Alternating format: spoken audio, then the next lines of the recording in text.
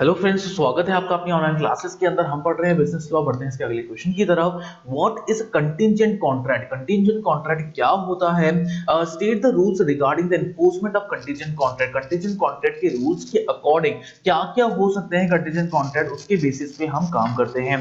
Right the meaning of the contingent contract, differentiate between the contingent contract and wagering agreement. Contingent contract और wagering agreement के बारे में अपन समझते हैं।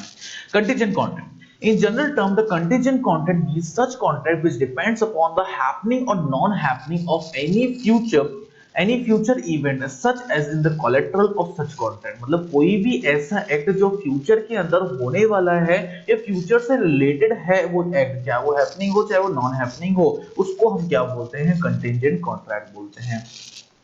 According to Section 31 of the Indian Contract Act, a contingent contract is a contract to do or not to do something, कोई भी काम को करना या नहीं करना। If some event, collateral or such contract does or does not happen, अगर कोई collateral या event उसके साथ होता है या नहीं होता है। Such act of contract may be called the conditional contract। conditional contract भी हम इनको बोलते हैं because these are related to the fulfillment or non-fulfillment of the condition। ये related है, या तो full होगी या fulfillment नहीं होगी condition।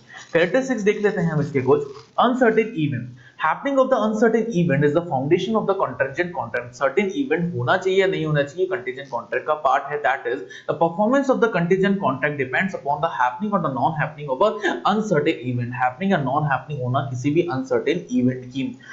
contracts of the insurance and the contracts of the indemnity are also the contingent contract। contract of insurance या contract of indemnity हमारे क्या है? contingent contract का ही part है। The event is the collateral of the contract। event क्या है? collateral है हमारे contract का। In the contingent contract, it is not also necessary that the event should be collateral to the contract। event collateral होना चाहिए contract के। The event of the contingent contract is based on main part of the contract। based होना चाहिए, based तो नहीं होना चाहिए main part contract का। Rather it should be incidental of the contract। ये incidental होना चाहिए। contract हुआ तो maintain करेंगे, नहीं हुआ तो नहीं maintain करेंगे। If the event is the subsistence of the contract, such contract cannot be categorized in the contingent contract। contingent contract में इसको categorize हम कर ही नहीं सकते हैं। illustration, Ashok and the Professor Rekha make a contract that the supply of the rice by the Professor Rekha to the Ashok, he will pay the price of Professor Rekha at the rate of 4,000 per quintal। This is not a contingent contract. ये contingent contract नहीं है भाई, agree करा है पे करने के लिए। Because the supply of the rice by the professor Rekha is the part of the contract. Because supply एक पार्ट है हमारे कॉन्ट्रैक्ट की। Happening of the event are not dependent on the will। An important element of the contingent contract is that the happening of the event should not be dependent upon the will of any parties। किसी भी parties के will से related नहीं होता है ये। Event should be of the uncertain nature। कोई भी uncertain nature का ही event होना चाहिए। The event which happens under the contingent contract should be uncertain nature। uncertain nature का होना चाहिए। If the happening of the event is certain, अगर happening certain हो, such contracts are not contingent। सही ये contract contingent नहीं माने जाएंगे। Fire insurance and the accident insurance are always contingent। fire insurance और accident insurance contingency माने जाते हैं because catching of the fire and the happening of the accident are uncertain event। catching of fire या happening of certain event क्या माने जाते हैं? uncertain माने जाते हैं। Rules has to enforce the contingent contract. क्या क्या रूल्स प्लेस करने को मिलेंगे? 32, 33, 34, 35 और 36 के अंदर डिफाइन है। It becomes clear the definition of the contingent contract that when any contract of doing or not doing something is dependent or happening और non happening of a contractual event, happening और non happening से related है अगर, it is called the contingent contract. इसको हम क्या बोलते हैं भाई? कंटीजेंट कॉन्ट्रैक्ट बोलते हैं। Following are the rules at the enforcement of the contingent contract. क्या क्या रूल्स हमको फॉलो करने को मिलेंगे? सबसे पहला है on happening of an event. According to section 32 of the Indian contract act, contingent contract to do or not to do anything. Contingent contract कोई भी काम को करना या नहीं करना। If an uncertain future event happens, कोई भी फ्यूचर इवेंट हैपन हो जाता है, can not be enforced by the law. ये एनफोर्स नहीं होता है लॉ के तहत unless that event has happened, जब तक वो इवेंट नहीं हो जाता। If the event become impossible, अगर इम्पॉसिबल हो जाता है, सच कॉन्ट्रैक्ट बिकम वॉइड। ये कॉन्ट्रैक्ट क्या हो जाता है? वॉइड हो जाता है। Manisha makes a contract to the Bhavani. Manisha ने कोई कॉन्ट्रैक्ट करा भवानी के साथ to sell him a Maruti car at a certain price on the condition that the Maruti to whom the proposal already made, proposal माधुरी को पहले ही दे दिया गया था। अब made the sale of the car declines the proposal, decline कर दिया उसने proposal. In such situation the contract can not be enforced. Impose नहीं कर सकता till the Madhuri does not refuse to purchase the car, जब तक माधुरी रिफ्यूज नहीं कर देती कार को परचेज करने में। however the Madhuri purchasing the car such agreement becomes the void, on purchasing अगर माधुरी परचेज कर लेती है कार को तो ये एग्रीमेंट क्या हो जाएगा, void हो जाएगा। on the event or not happening, when the contingency contract is based on not happening of any event, कोई भी event happening करने की contingency अगर हम देखें, such contract can be enforced, ये contract enforce करा जा सकता है when the happening of that event become impossible, जब happening किसी भी event की impossible कर दे तो। on happening of that event such contract become void, on happening ये contract क्या बन जाता है, void बन जाता है। One important fact about both the rules is that a contingent contract is based on such event which will become impossible, जो कि impossible मान लिया जाएगा when a person does anything at a certain uncertain time, जब कोई uncertain time पे कोई भी चीज हम डाल दे तो, by which it may be impossible that he will do something at a certain time, a certain time पे कोई भी काम वो कर सकता है। यहाँ पे इलस्ट्रेशन दे रखा है, राम ने एग्री करा to give 20,000 to Shyam, Ram ने एग्री करा कि वो 20,000 श्याम को दे देगा on the condition that the Shyam marrying with the Madhuri, Shyam Madhuri से शादी कर लेगी तो। However Madhuri marries the Rajshree, Madhuri ने राजश्री से शादी कर ली। In such situation marriage of Shyam and Madhuri is impossible, वो इम्पॉसिबल है, although that is possible when the Rajshree expire and Shyam marries to Madhuri, ये तभी पॉसिबल हो सकता है जब दोनों में से एक जना मारा जाए। Happening of uncertain event is within a fixed time.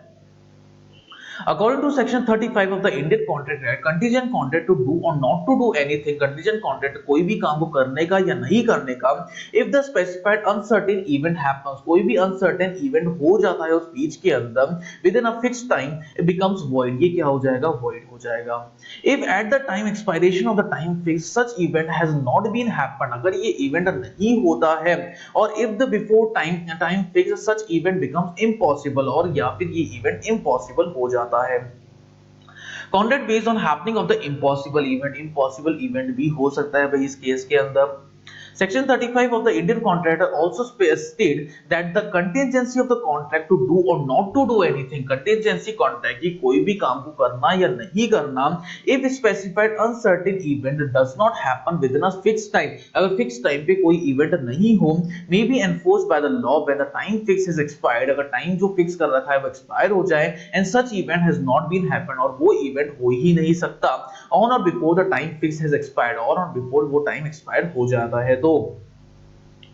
Contract based on the happening of the impossible event, impossible event पे अगर कोई कॉन्ट्रैक्ट करा जाए तो according to section 36 of the Indian contract act constitute the agreement to do not to do anything if an impossible event happens, अगर कोई impossible event happen हो जाता है तो वो वॉइड है पहले से ही। Whether the impossibility of the event is known or not to the agreement at the time when it is made, जब एग्रीमेंट के टाइम पे उसको करा जाता है। Distinction between the contract contingent contract and basic agreement, distinction क्या होता है। सबसे पहला section contingent contract has been mentioned in the sections 31, 32, 33, 34, 35 of the Indian contract act. Basic agreement has been mentioned in the section 30 में mention हो।